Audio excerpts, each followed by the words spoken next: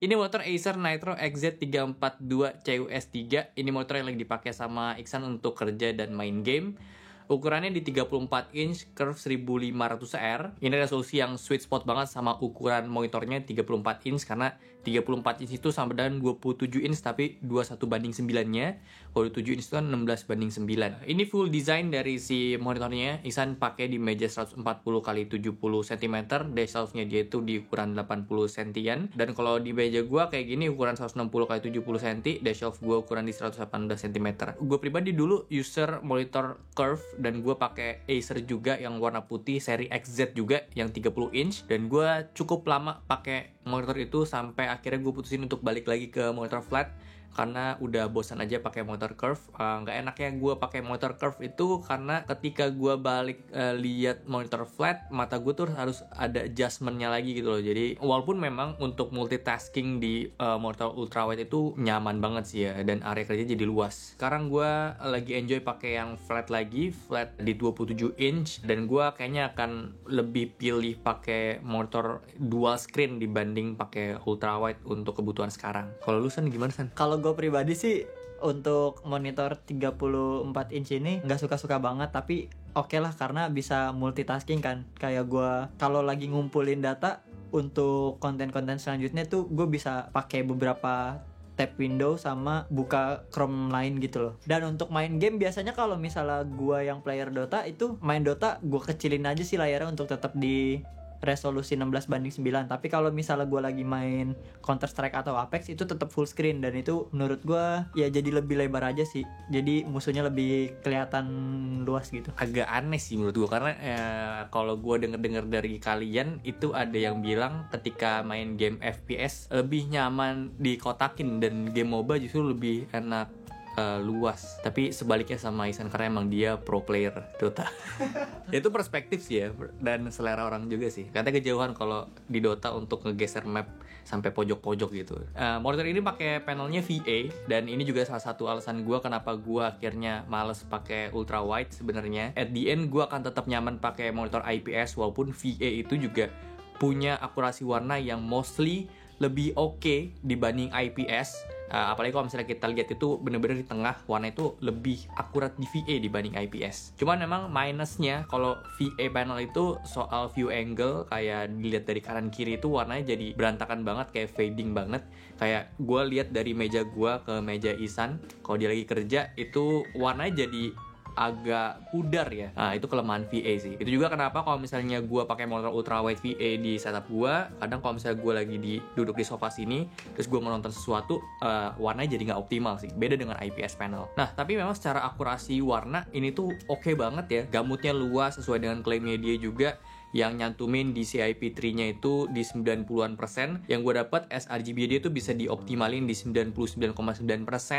Adobe RGB dapat di 83,5% dan P3 dapat di 92,1%. Secara akurasi warna, gue udah tes di default warmnya dia, itu dapat average warna itu di 2,04 delta I, tapi warna putih di 5,78 delta I. Dan untuk di preset normalnya dia, warnanya lebih akurat, rata-rata di 1,76 delta I, tapi putihnya nggak lebih akurat di 11,11 delta I. Untuk di preset cool, warnanya itu lebih akurat lagi di 1,68 delta I, tapi putihnya tentunya biru banget, jadi 16,29 delta I. Dan yang paling penting secara akurasi warna dan putih itu ada di user, dapat rata-rata putih 6,71 delta I, dan warna rata-rata dapat di 1,88 delta I. Akhirnya coba kalibrasi di preset user dengan RGB-nya tentu diubah, settingannya kalian bisa cek kayak gini ya. Putihnya jauh lebih akurat di 0,15 delta I, warna rata-rata ini masih ada di sekitaran 2 delta I aja. Jadi memang kalau lihat dari datanya, panelnya dia tuh oke banget untuk sebuah motor kelas gaming ya. Dan memang ini dikhususin untuk personal use banget, kayak bener-bener harus kita yang pakai di tengah, dan dibikin curve juga supaya pandangan kita tetap ada di tengah, jadi mata kita tuh nggak terlalu capek untuk ngeraih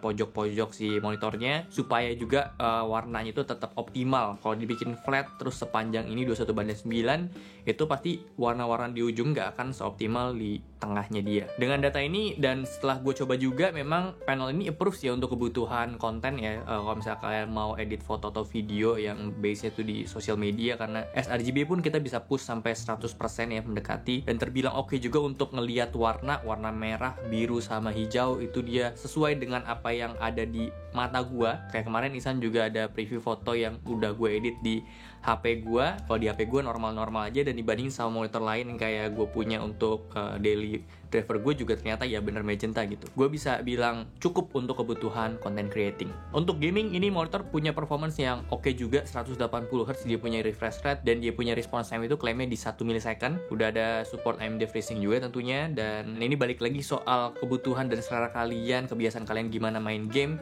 Kayak yang tadi udah dijelasin juga sama Isan, kayak dia tuh cocok justru pakai monitor ini di full screen-nya untuk main game FPS, dan justru kalau untuk main game MOBA dia lebih cocoknya pakai window yang kecil aja gitu, 16:9. Ini kebalikan dari beberapa komen yang kalian sering cantumin juga kalau misalnya gue lagi nge-review monitor ultra wide. Dan gue pribadi sih sebenarnya untuk main game FPS pun gue nggak masalah untuk pakai full screen ya. Jadi emang ini balik lagi ke selera, dan memang di beberapa kasus temen gue juga lebih nyaman pakai monitor 16:9 untuk main game-game FPS ya. Menurut gue kalau ultrawide itu emang lebih cocok untuk casual game, kayak main game FPS tembak-tembakan yang gak kompetitif, terus main game balap ini akan jauh lebih oke, dan main game-game yang RPG AAA yang open world gitu ini akan jauh lebih imersif juga sih. Gue coba di setup gue, memang monitor ultrawide kayak gini tuh kalau dilihat dari depan ganteng banget untuk desain setup yang kita punya ya.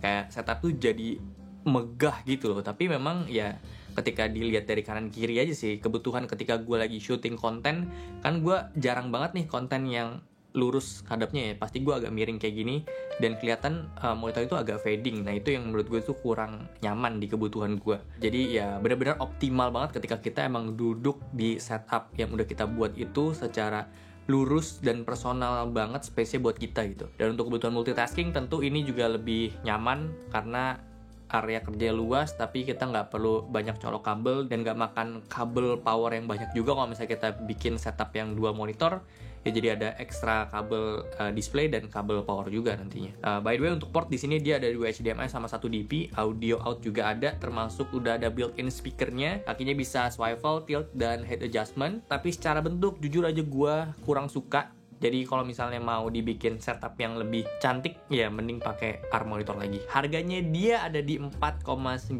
juta ya, gue cek.